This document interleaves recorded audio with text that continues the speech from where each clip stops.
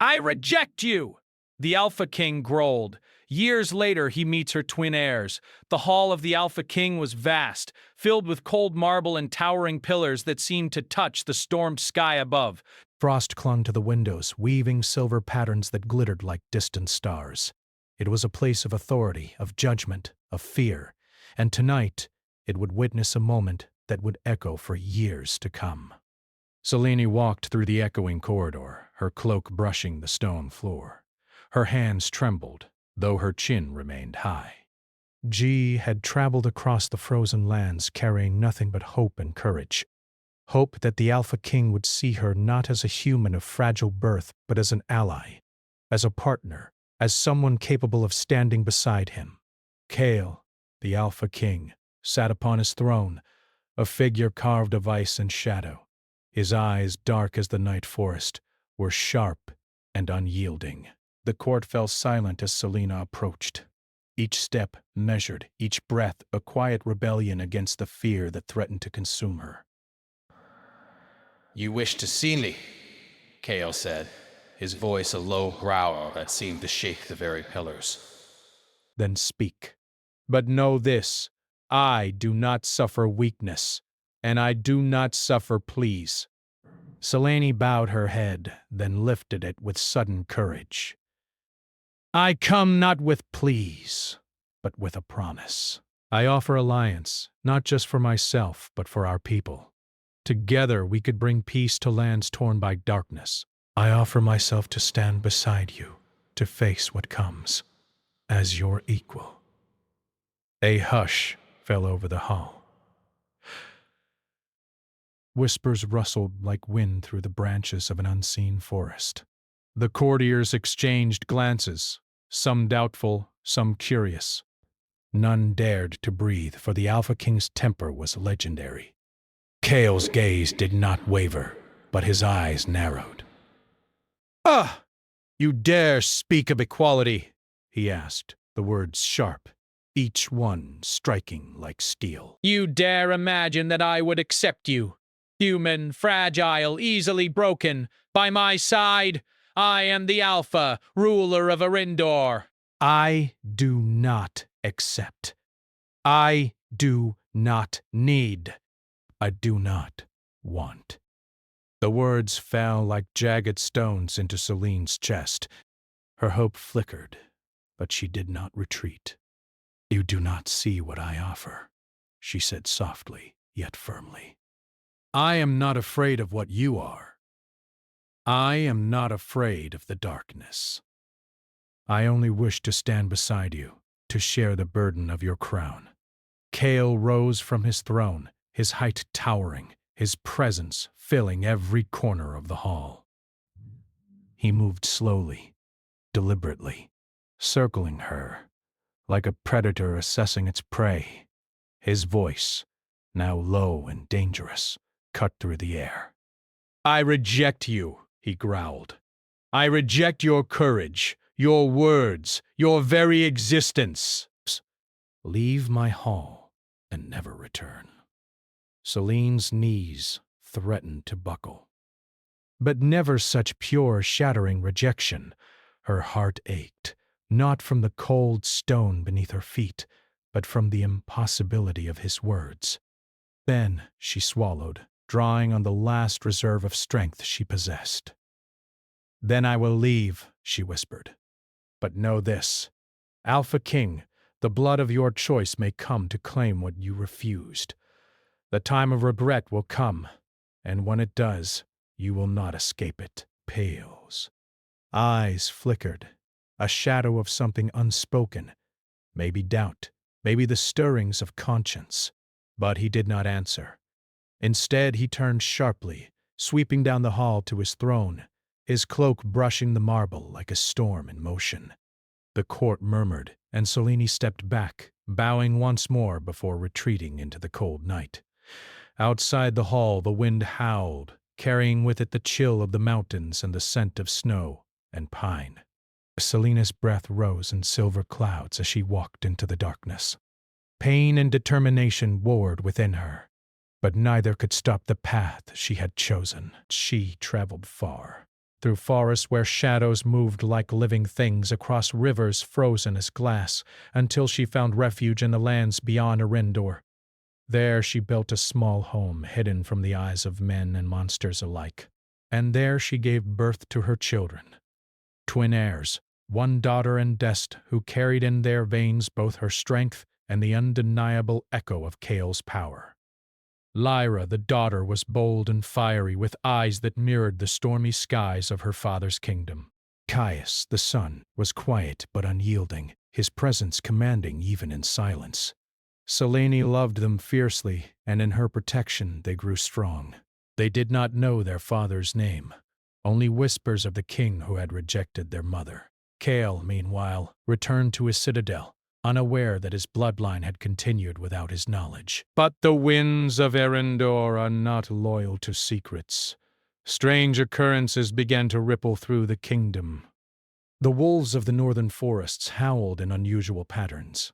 Storms broke in unnatural ways, and whispers of a prophecy spread through villages. The blood of the rejected shall awaken the frozen heart, or shatter it forever. Stare at the night sky, sensing a presence distant but familiar, tugging at something buried deep inside him. He could not name it, could not understand it, and yet it stirred a restlessness he had never known.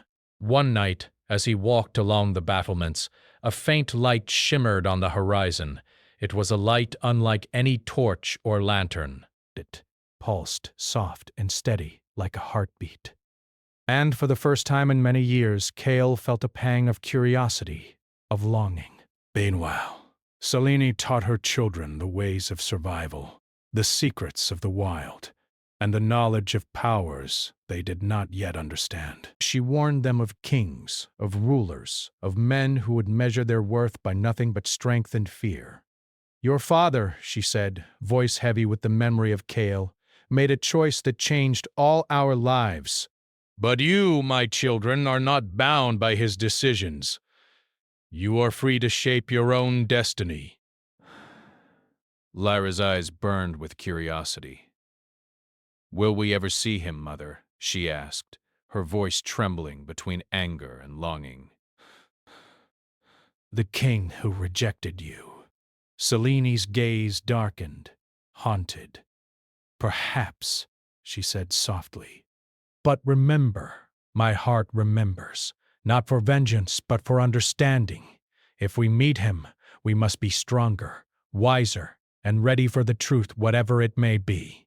Snow fell and melted, forests grew dense and mysterious, and the twins' abilities began to show. Lyra could speak to animals and sense the moods of the land, while Caius could move silently, unseen, and command the shadows themselves, powers that were strange and beautiful, echoing the strength of the king who had rejected them. And far away, in his frozen citadel, Kael's mind was never quiet. The kingdom thrived under his rule. Yet there was a hollowness, a void he could neither name nor fill. The rejection he had delivered so boldly now echoed back to him in dreams of a woman with fiery eyes, a stubborn chin, and a voice that refused to yield. He tried to bury it, tried to convince himself it was irrelevant. But sometimes, in the silence of night, the memory returned with a weight that shook him more than any battle ever had. Then came the day the winds carried a message, strange and unshaped, like a whisper through ice. A hunter reported seeing two figures in the northern forests, children who moved with unnatural skill, their presence bending the air as though it recognized the Alpha King without knowing him. Kael's chest tightened. Something in him stirred, something ancient and unforgotten. A shiver ran down his spine as he whispered to the empty hall, "What have I done?" And far to the north, beneath the pale light of a crescent moon, the twins stood at the edge of a cliff, sensing eyes upon them, feeling a pull toward a kingdom they had never known. Lyra's hand gripped Caius's arm. "Do you feel it?" she asked. "Someone is calling us." Caius nodded, his gaze fixed on the distant citadel. "Yes," he said quietly. "And I think it is him, the one Mother spoke of." Selene watched them, a mixture of fear and hope in her heart. "Be careful," she said. "The Alpha King is not a man to be underestimated. But remember, my children, you are more than the blood he rejected.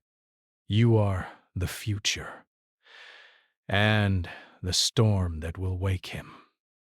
The night deepened, winds howled, and the citadel's torches flickered against the growing darkness. Somewhere across the frozen lands, Kale stood on his tower, sensing a presence he could not yet name, feeling a heartbeat he had long forgotten. And for the first time in years, the Alpha King wondered if the choices he had made were not as final as he had believed. Lightning split the sky, illuminating the mountains, the forests, and the children who would one day change everything. And in that instant, an unspoken connection bridged the distance between father and children, a bond neither time nor rejection could erase. The prophecy had begun. The first rays of dawn cut through the mists of the northern forests, painting the trees in silver and gold. Lyra's hair, dark as the midnight sky, caught the light as she moved silently between the trunks.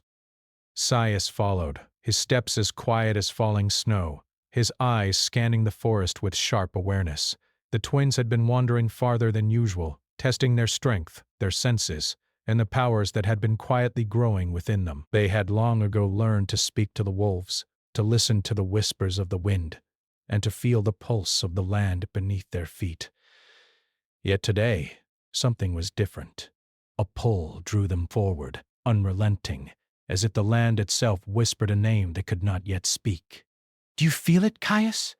Lyra asked, her voice low, almost afraid to break the silence. "Something is calling us." "Yes," he said, his tone steady despite the unease curling in his chest. "It is strong, older than the trees, older than the rivers. Something royal." Lyra's eyes widened. "Royal? Do you mean him? The Alpha King?" Sais Caius did not answer immediately. He did not need to. Both knew the stories their mother had told them, of Kale, the Alpha King, who had rejected Selene, of a man feared by all, yet unmatched in power, of a destiny they were born to face, though the road would be perilous. The forest opened into a frozen valley, where the snow lay deep and the wind howled like restless spirits. It was here, at the edge of a cliff overlooking Arendor, that the twins first saw the citadel, its towers like black teeth against the sky, its walls shining with frost and steel. Kael stood atop the highest tower, his cloak billowing in the cold wind. His eyes, ever sharp, scanned the northern forests, searching without knowing what he sought. That morning the air carried a vibration he could not ignore, a presence both familiar and impossible. He did not know the form it would take, but the heartbeat of it stirred something he had long buried. And then he saw them. Two figures moving as one, emerging from the forest, their movements instinctive and fearless, their eyes locked on the citadel. Something inside Kale shifted, a recognition older than memory, heavier than regret. Lyra stopped at the cliff's edge, gripping Caius's arm. "Do you see it?" she whispered. "That place. It calls to us." Caius narrowed his eyes. "Yes," he said, "but it is dangerous. That is the Alpha King's home. We must be careful." Even as he spoke, the air around them seemed to shimmer, responding to their presence. Shadows lengthened unnaturally, the snow bending as if in respect to their will. Lyra lifted her hand instinctively, whispering to the wind, and a flock of crows swept upward, forming a black ribbon across the sky, their cries echoing across the valley. Kale, atop his tower, felt it then. A pulse of power, undeniably his own, reflected back at him through the twins. His heart, long sealed against the world, skipped a beat. Deesh. He staggered slightly, gripping the cold stone of the battlement. The recognition was too strong to ignore. His voice trembled, low and harsh. It cannot be.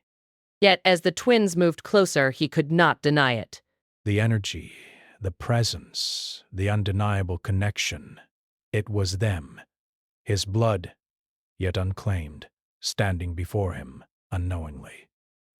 He descended the tower with speed unnatural to most, his boots striking the marble with authority and precision. The guards watched silently, some bowing instinctively, others frozen with fear. Cale's eyes did not leave the distant forest, the line where the snow met the trees. The twins, sensing eyes upon them, froze. Lyra's hand brushed against Caius's. "Someone is watching us," she said, tension rising in her voice. "Powerful, dangerous."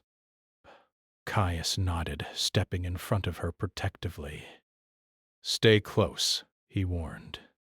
"Whatever this is, we are not weak." Kaal moved through the halls of the citadel with the grace of a predator, each step measured, each breath controlled. He was alpha, ruler, and predator, yet now he felt something unfamiliar, uncertainty, longing, and a deep unspoken regret. Berries, sharp and piercing, flared in his mind. He remembered the words she had spoken, the defiance in her eyes, the courage he had rejected so cruelly. Outside, the wind rose, swirling the snow into spirals of silver and gray. The twins approached the edge of a frozen stream, sensing the kingdom more clearly now. It pulsed with power, alive beneath the frost, and they knew instinctively that it was connected to the Alpha King. Lyra knelt, laying her hand upon the snow. "The land, it knows us," she murmured. "It is calling us forward." Caius studied the distant towers, his jaw tight. "It will not be easy. He is a king. And kings are not kind to those who challenge them." Lyra's gaze hardened. "Then we must be stronger than fear." Cale reached the outer walls of the citadel, his senses stretching across the distance. Bread. He could see them clearly now. The twins, standing on the edge of the forest, unafraid, radiating a strength that mirrored his own. His chest ached with something he could not name. He had rejected Celine, yet here was her legacy before him, undeniable and unyielding. A sudden movement startled the twins, a shadow detaching itself from the trees, forming into a figure cloaked in dark robes, eyes glowing with a strange hunger. The predator moved quickly, silently, circling toward Lyra and Caius. Lyra's eyes widened, and instinctively she raised her hands. The wind answered her, whipping snow into a spiral that drove the shadow back temporarily. Caius stepped forward, his voice calm but commanding. "Stay behind me." Shadows clung to him as though obeying his unspoken command, moving with him, protecting him and Lyra. Cale's heart thundered as he watched from the citadel. He understood in an instant. This shadow was drawn to them because of their power, their lineage, their very existence. The children of the woman he had rejected were not mere mortals. They were heirs, bearers of strength that could rival his own. Christ. He did not hesitate. Leaping from the battlements, he moved with astonishing speed, landing between the twins and the predator. His presence alone caused the shadow to hesitate, shrinking back as if recognizing a stronger force. Lyra blinked, her breath catching. Who are you?" she asked, voice trembling with awe and fear. Cale's eyes met hers, and for the first time in many years he felt vulnerability rise within him. "I am Cale," he said, his voice low, steady, yet shaking with emotions long suppressed. "I am the Alpha King." Caius stepped forward, protective but wary. "The Alpha King of our mother's stories?" he asked. His voice was sharp, challenging. The man who rejected her? Kael's chest tightened. He did not flinch from the accusation, for he knew its weight. He had rejected Celine. Yes, but he did not know that her children now stood before him, alive, strong, and ready to claim their place. The shadow, sensing his authority, dissolved into the wind. leaving a silence that was almost unbearable. The twins stared at him, their expressions a mix of anger, curiosity, and unspoken questions. Kyle lowered himself slightly, his voice softer now.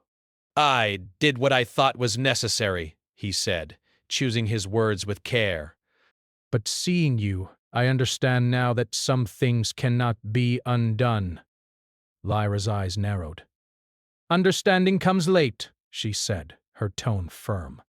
"Too late for her, but maybe not too late for us." Cale nodded slowly, the weight of her words pressing against his chest. The past could not be changed. The rejection had happened! Yet here, standing before him, were the consequences, and the chance for redemption. Caius's gaze remained guarded. "Why are we here?" he asked, voice low. "What do you want from us?" Cale met his eyes directly, unwavering. "Nothing yet," he said. "But I wish to protect you, to guide you, to teach you control over what you have inherited. You are strong, but strength without guidance can destroy everything."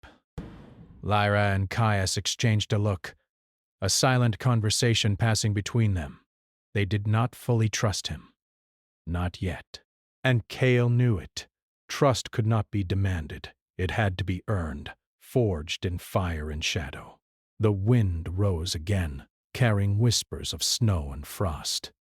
The citadel towers loomed over them, dark and imposing, yet for the first time, Cale did not feel alone. The twins had awakened something in him, a stirring of heart and purpose, a reminder of what had been lost and what could still be regained. And then, without warning, the ground beneath them trembled. The forest around the twins began to shift unnaturally, shadows twisting in impossible angles. A voice, deep and resonant, echoed through the valley, carrying with it a warning that chilled even Cale's blood. "You are not ready yet." "What is that?" she whispered, gripping Caius's arm. Kyle's expression darkened. "A force, one that seeks to test you, to claim what is yours before you can claim it yourselves," he said, "and it will not wait. We must move. Quickly!" The first storm of their shared destiny had arrived, and the Alpha King, the rejected man, now faced the children of his choice, alive, powerful, and defiant. The reckoning had begun. The walls of the citadel rose like jagged ice, cold and impenetrable, yet within them, fires burned in the hearths of the great hall. Cale moved through the corridors with the confidence of a ruler. Yet tonight his steps were heavier than usual. The twins had followed him back from the forest, cautious, defiant, and yet unwilling to turn away from the place that called them. Lyra walked just behind him, her eyes flicking from shadow to shadow, sensing the power of the citadel. Even in silence, she seemed to speak to the walls as though they remembered her mother's presence, as though the stones themselves acknowledged her right to be here. Caius remained close to her, his expression unreadable, his senses alert. Every servant, every guard, seemed to recognize their importance, bowing subtly, whispering behind hands. Even the air in the citadel felt different around them, thick with expectation, tinged with the subtle scent of frost and magic. Cale paused at the doors of the great hall, his back to the twins. For a moment, he allowed himself to reflect, not as a king, but as a man who had once been blind to love, blind to consequences.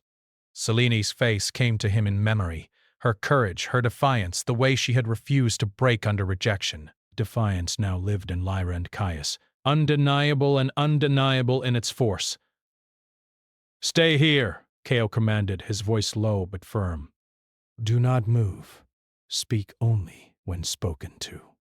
Lyra bristled. "Do you think we are afraid?"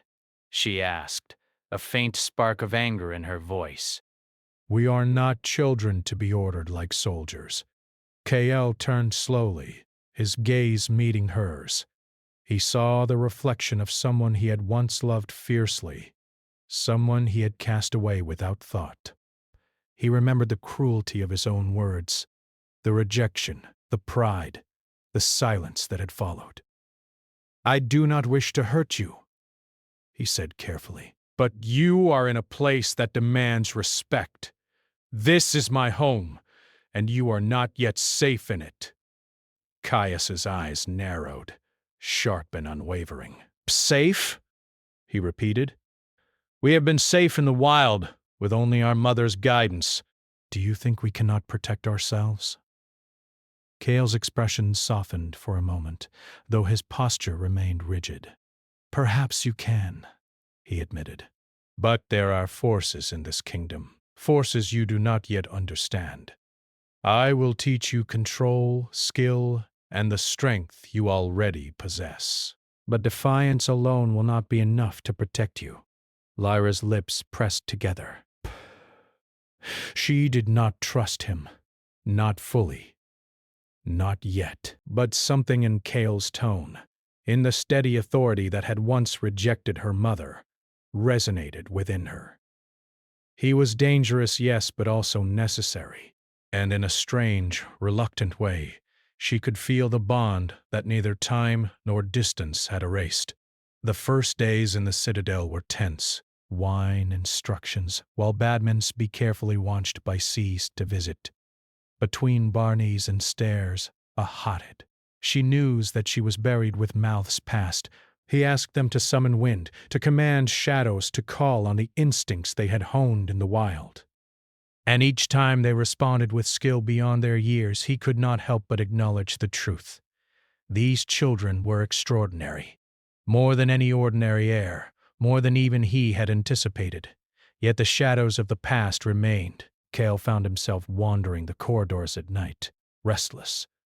Memories of Celine returned, how she had stood before him, unbroken, demanding equality and respect. He had rejected her, and the weight of that choice now pressed upon him more heavily than the crown itself. Lyra noticed his absence one evening and followed quietly, her curiosity stronger than fear. She found him standing on the balcony overlooking the frozen valley, eyes fixed on the distant forest where they had first met him.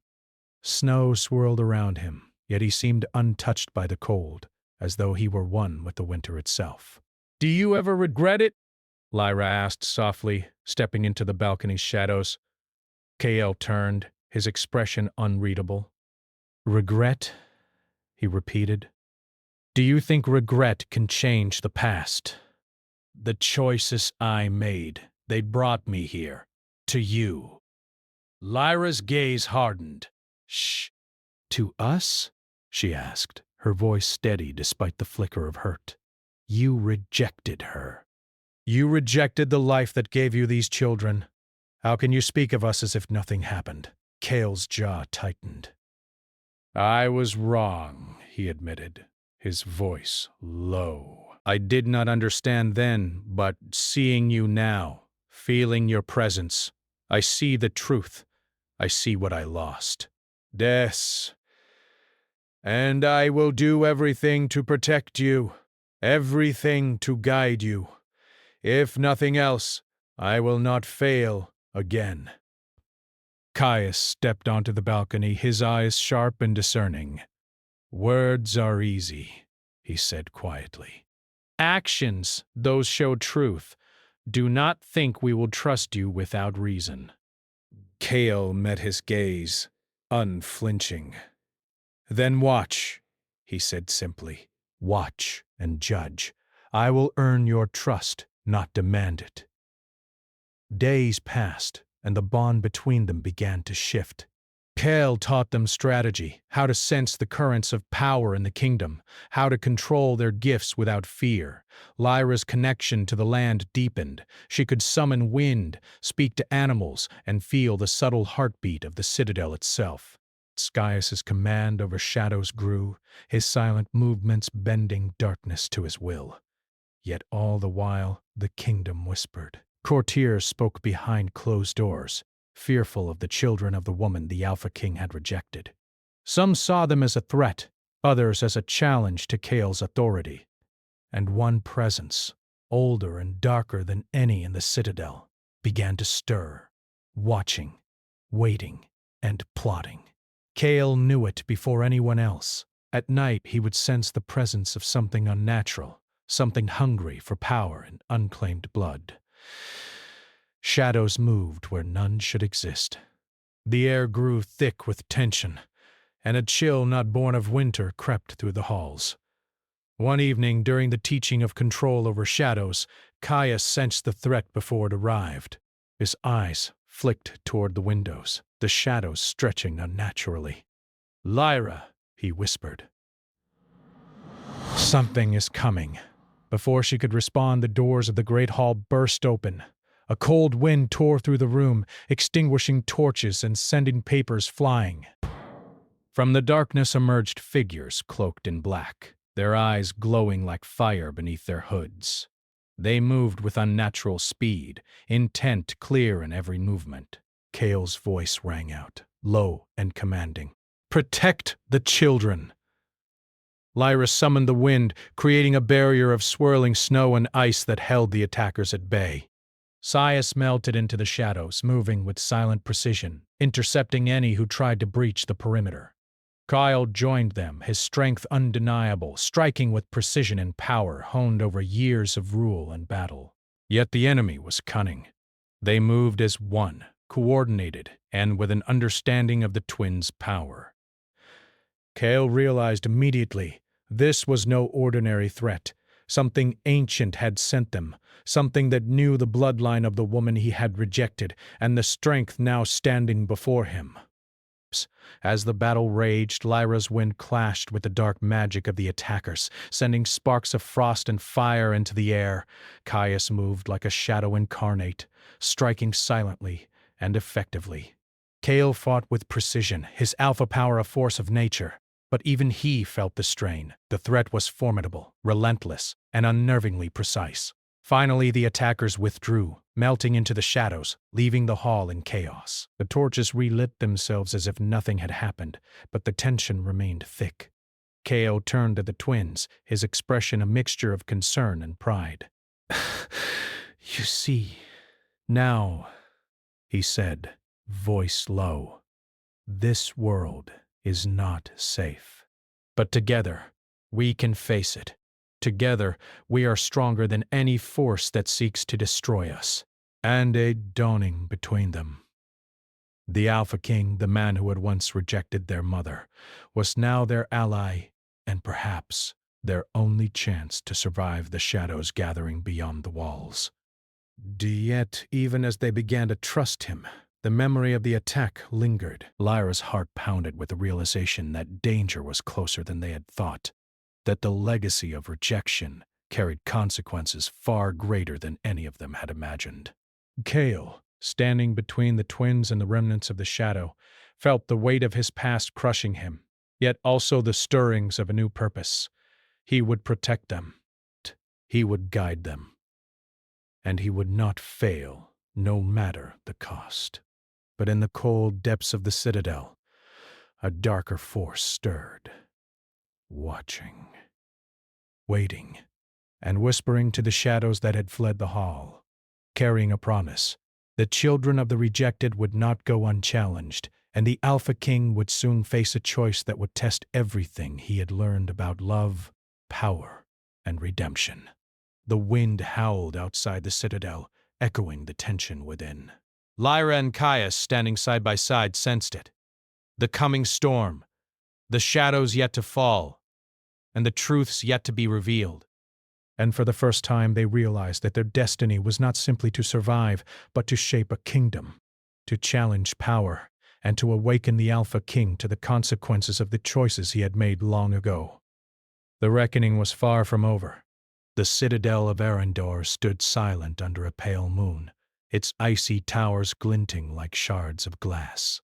Yet the quiet was deceptive. Beyond the walls, the forest whispered of an approaching storm, of shadows moving where none should tread, of destiny calling the children of the rejected toward their ultimate trial. Kale stood at the highest balcony, the wind whipping around him, tugging at his dark cloak.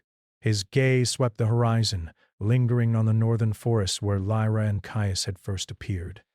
The memories of their meeting, Their first defiance, and the battle against the shadowed attackers weighed on him, yet gave him purpose.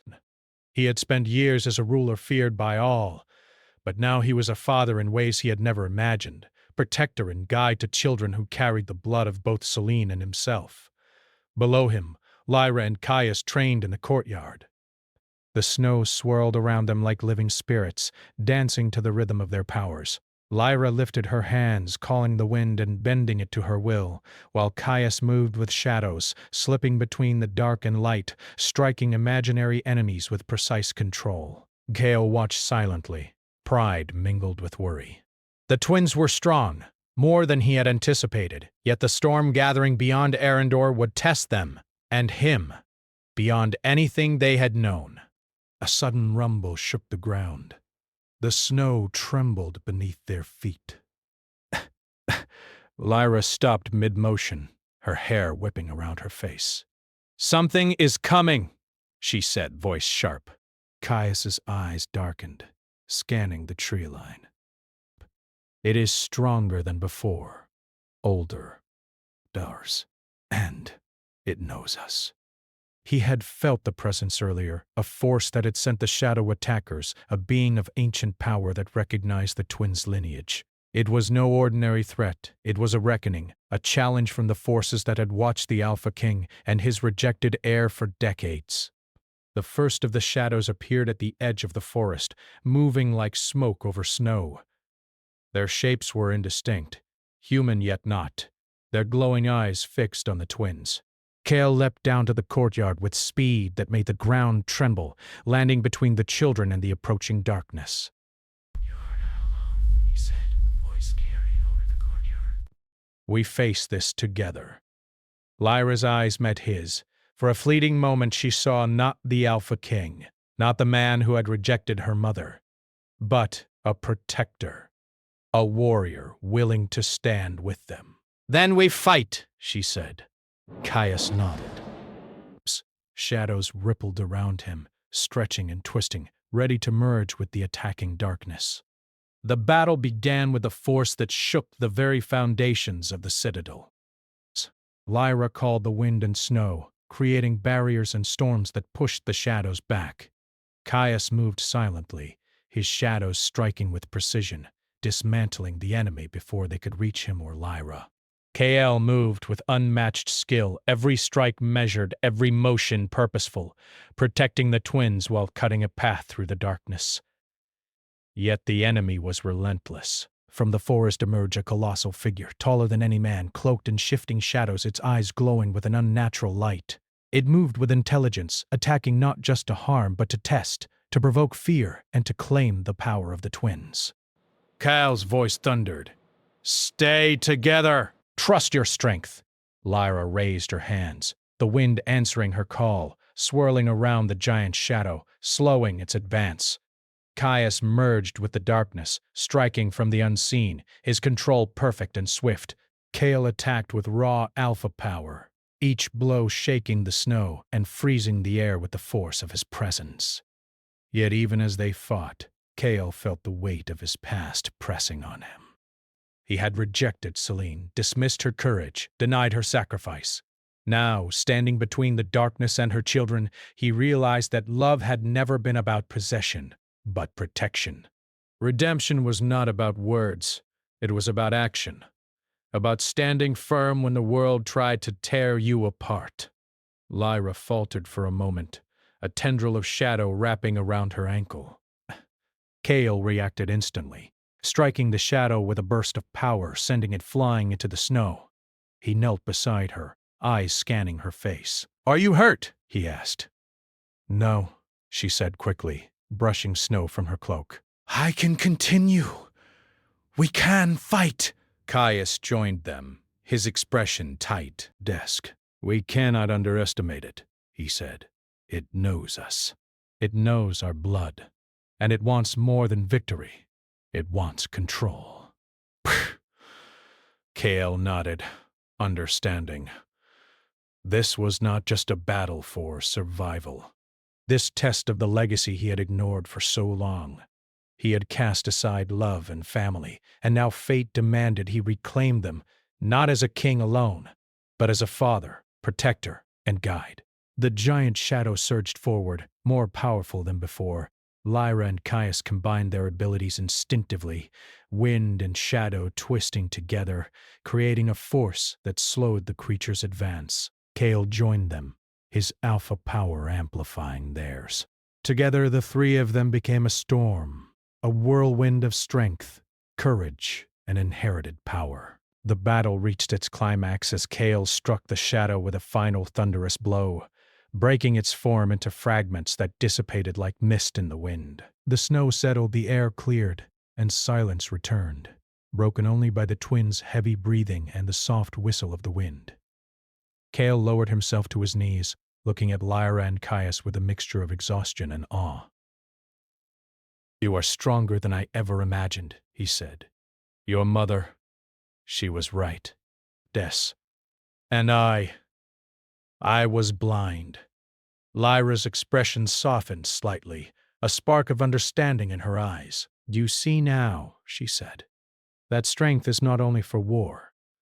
It is for choosing who you protect and why." Caius's shadows receded, leaving him standing tall. "Ben, we trust you," he said simply. "Not completely, not yet, but enough to fight together." "That is all I ask," he replied. The citadel remained silent for a moment, as if the stones themselves were listening. Then a sound carried across the courtyard, a soft, deliberate set of footsteps moving from the outer gate toward them. Kale's heart skipped. It could not be anyone else. The figure emerged from the snow, cloaked, tall, and radiant even in the pale moonlight. It was Selene. Her hair, dark and flowing, framed her face, and her eyes carried the same fire that Lyra now possessed. Time had shaped her, honed her strength, and yet the bond between them remained unbroken. Kale rose, words caught in his throat. He had imagined this moment countless times, yet the reality was sharper, more intense than any vision. "Selene!" he said, voice low and trembling, a rare break in his alpha demeanor. Selene's gaze swept over him, calm but piercing. "Kale," she said, "I see you have learned, at last, what you refused to see before, and you have raised our children. As strong as they are, they carry more than your power. They carry our choices, our legacy, and the lessons you refuse to learn." Lyra stepped forward, eyes wide. "Mother!" she cried, rushing toward her. Caius followed, reaching for her hand. Selena knelt, embracing them both. "My children," she whispered. "You have grown beyond what I imagined, and now we face the future together." Kyle stepped closer, his hands trembling slightly. He began, then paused. Words seemed inadequate. The rejection, the years lost, the battles fought, they could not be undone. Yet redemption demanded acknowledgement, action, and presence. Selene looked at him steadily. "Actions, Kale, not words. We will shape the future together if you are willing to stand with us. Not above us, not apart from us, but beside us." He nodded, understanding the weight of her words. He would not command, not dictate, not dominate. He would lead with care, with protection, with humility. Together the family, Kale, Selene, Lyra, and Caius, stood at the center of the citadel courtyard. The storm had passed, but the lessons remained. Distinct shadows had tested them. Danger had proven them. And love, unspoken, denied and reclaimed, bound them in ways stronger than any crown or power. The kingdom watched quietly. Arendor had feared the return of the rejected line, yet now it would witness its strength, its courage, and the Alpha King transformed, not by conquest, but by understanding, love, and the legacy of the woman he once dismissed. "I cannot undo the past," he said softly. I will not fail you again. Seleni's lips curved into a small, almost imperceptible smile. Then let us begin, she said. Not with fear, but with trust. Not with regret, but with choice. And together, we will face whatever comes. The citadel walls seemed to shimmer, the air charged with a new energy, one of unity, strength, and hope. Snow swirled around them, not as cold and distant, but alive, dancing with the heartbeat of the family finally reunited. Lyra and Caius looked up at their parents, eyes wide, realizing that the journey of discovery, of trust, and of redemption was only beginning, but that together nothing could break them. And across the frozen kingdom, the wind whispered a new prophecy. The rejected have returned. The Alpha King has awakened. And the legacy of courage, love, and strength will shape Arendor forever. Stars.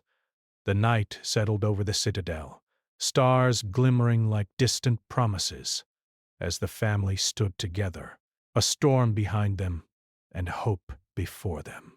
For Kael, Selene, and the twins, the past was forgiven, the present claimed, and the future, a vast untamed kingdom, was theirs to shape together.